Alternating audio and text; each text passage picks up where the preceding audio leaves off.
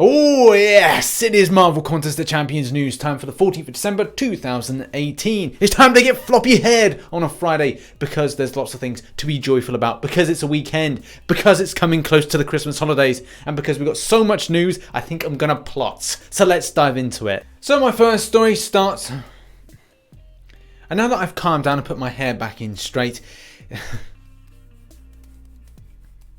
and now that I've calmed down and sorted my hair out, my first story is me, because why wouldn't I not plug myself? Of course, shameless plug.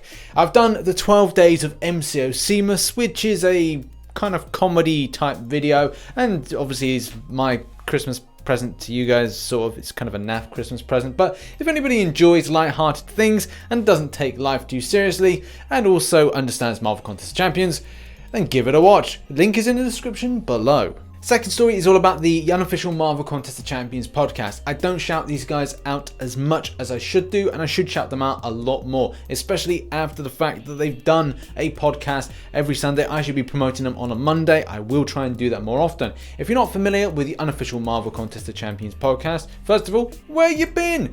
It is a fantastic podcast. Great people, great skills, also understanding, and so many things they understand about the game, comic book characters, comic book history. It all comes together. These people are great roundtable discussion, great chemistry, which comes across in the podcast. It goes live on Discord, and then the upload for this is on SoundCloud and also on iTunes. I'll put the links to the Discord as well as the SoundCloud in the description below. They go live every Sunday. It's more for if live in America than it would be it live in the Europe and UK and things like that. I have appeared on there once. I've fallen asleep on there whilst on the podcast once, so that was fun. I still remember that. I'm sorry guys for that, but I think it was the case we recorded at 2 a.m. and I had work in the morning, or kind of like had holiday or something like that, and I was just like, I'm trying to stay up, but you know, shout out to them. Go to the links in the description and give them all the love and support you can. Next up, and saw this, thought, hey, you know, what's this all about? Kabam predicted the future with the upcoming Avengers Endgame. Oh yeah, they've predicted that with Act 3. Is that the case? No. There's already a kind of tie-in type thing called Avengers Endgame, which is all about time travel and trying to kind of rewrite the wrongs, which is more likely going to be something they're going to try out in this film, Avengers Endgame. So I guess they're kind of paying homage to the comic books when they released the film, and at the same time, Kabam already had this understanding. People have some in-depth knowledge of comic book history, and at the same time, you know, they'll take titles, make something a little bit different. They've done this before. I'm still yet to think about how this monster is going to factor in, and whether or not it's actually going to be the thing that we're going to see in January, but we'll see with that hype train how that transpires. Are they teasing us? But at the same time, it's just coincidence that they had the understanding of Endgame, they put it in game, and now there's going to be a film about it. So yeah, it's all just coincidence, and it's fine. They didn't predict the future. Next up, and on video of the week goes to Katy Candy. I've shouted out Katy Candy before on the channel, and it's time to shout out again. I enjoyed this video, but I like a bit of comedy, that's the thing. And this video is great. Go to the link in the description and give it a watch. It's just a little kind of parody take on the 4th anniversary video. Next up, and we're back into the forum. Yeah, we want to do these little kind of smaller stories and also shout out community people as well. But we got to get down to the bare bones of it, and that is the forum, where we've got stories, we've got opinions, and we've got things that are going to be helpful for you to know about. So the first thing and the first story we're going to talk about is dealing with disappointment. Something that I've actually covered in a video and talking about, you know, feeling lucky in game, getting that great champion, and also settling for the ones that are bad. This particular post does chart some disappointment that a certain player has had with maybe not getting the best champions for further progression. For those that don't get the best champions, or what is considered to be the best champions in game, discouragement is a second nature to this. It comes with it. It's a second forceful thing that makes you then go, oh, should I actually play in this game if I can't get a champion that can damage output a huge amount? And that's the point you're going to have to say to yourself, I need to continue on. It may not be today, it may not be tomorrow, it may not be 1 month, 2 months, 3 months. It may take a year to reach that point where you go, oh, I've actually got a decent champion that I can then structure correctly. If you've saved up things like loads of 5-star signature stones of one specific class and then go, right, well, I'm just muddling along, I've had this generic for ages, and then you find a point that you eventually get that 5-star, say it's 1 in about 30, then that 1 in 30 may be your go-to champion that you then can structure further, bearing in mind that you've had that one generic awakening gem, or 5-star let's say. You put it on that champion, and then you've put on a big chunk of signature stones. I'll give you a good example. I was always hoping I could get a Stark Spidey, and it took me nearly a year, maybe even more than that, to get that champion. I kept my generic from Act 5 for a hell of a long time. I kept 100, or was it like about 80 signature stones. Let's say 80 tech signature stones. So those two key things there, that was important. And as soon as I got the champion, I was then to awaken it and then put the signature stones on. Unfortunately, I did rank up something to rank 4, which meant I couldn't immediately rank 5 it, which is something that hopefully by the end of the year I'll be able to do, and that will be ideal. But you have to cope with your discouragement. You have to cope with the fact that sometimes you're never going to get the champions you want. Positive spin on this could be that you'll get more 4-star shards, 5-star shards, 6-star shards as a result, and it will give you a better platform to the next set of starage levels that you can get to. So you may be able to get more 5-stars than normal based on your loads of dupes, but at the same time you may then find the same thing with loads of 5-stars and you can get 6-star shards. So there are things of positive look to it, but I would largely say patience is a very rush culture that we have in game. So trying to take it as one step at a time. That's something that I do. Full-time job, YouTube on the side, game grinding, and another game grinding, and a PS4, life, balance, everything there that you have to kind of go, right, well, I need to patiently do this. Other people can grind it out, and good for them. Fantastic. But I need to focus on me. Patience is key. You'll get there. Don't worry. Apologies for that. I'll get down off my soapbox and focus on the story. So this one here is all about alliance wars, and in particular a new competitive edge where alliances are shifting onto lower alliances and then working hard to get a 12-0 season to them and season under their belt, which is a little bit disappointing for those they're going off against because they want an easy fight at the end of the day, and they're going against alliances which they would consider to be easily to beat, which is disappointing for those in the brackets that face off against this very amazing alliance. This summoner's experience, he noted some key aspects to the way that these people were pinpointed out as doing this. And it's quite an interesting read. I won't go into the full specifics of it, but you can go to the link in the forum post below.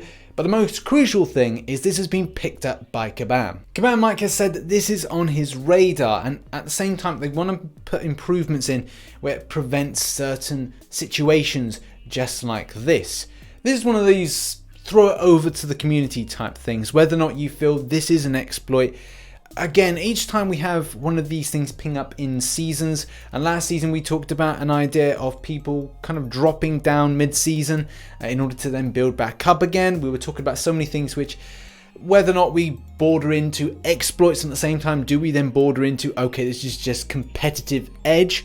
There are so many different thought processes on this, and because this is up top in the top alliances and also going up to the master, it's going up, you know, in that type of rating, high war rating that is, it is a very difficult one, whether or not players feel this is fine and whether or not players feel this is unacceptable.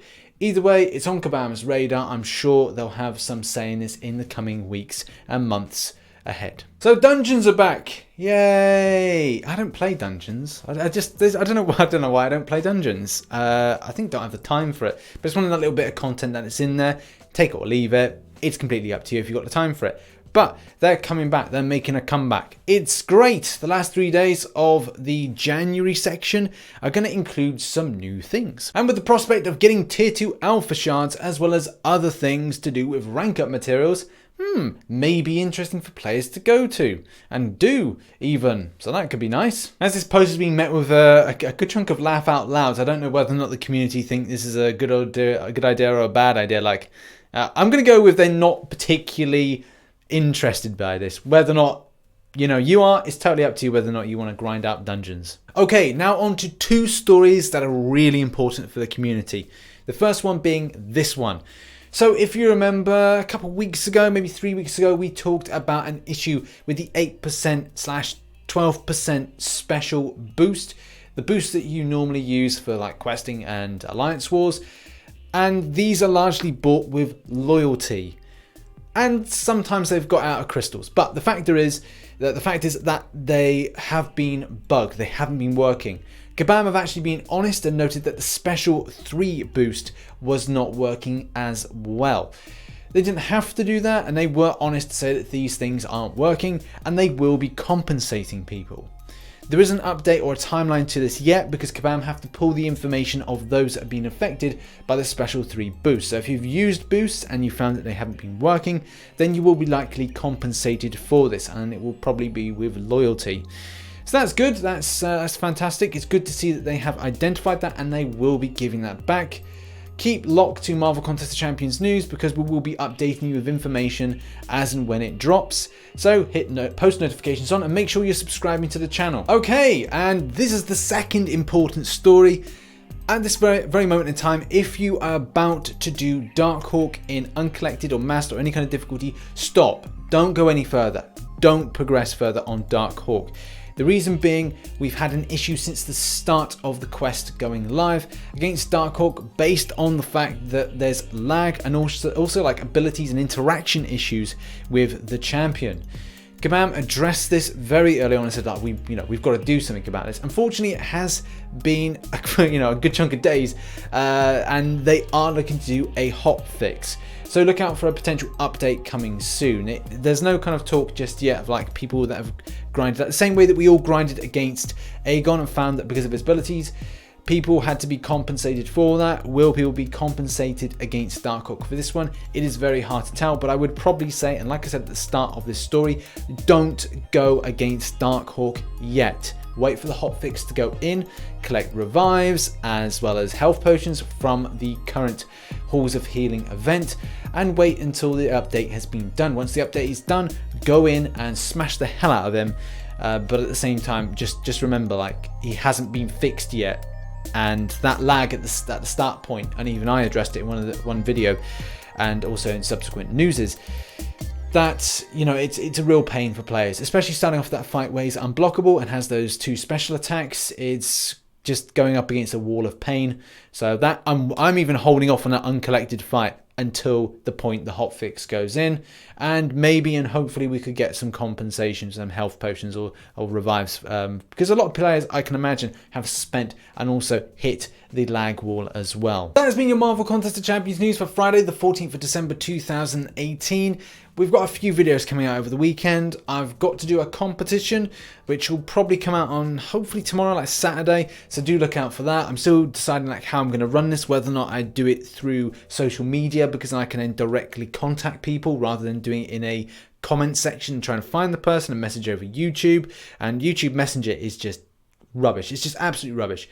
Unless I pick someone up, but then it's just hard to get the right person. So I probably will run it on social media, on Twitter and on Instagram. So I'll let you know about that, the competition. Thanks for the support on the channel. We're going to a very busy couple of weeks as well. I'm going to be promoting my Patreon a lot more. It's very exciting times to come. I will fill you all in with that. But thanks again, and I shall catch you in the next one. Bye for now. New.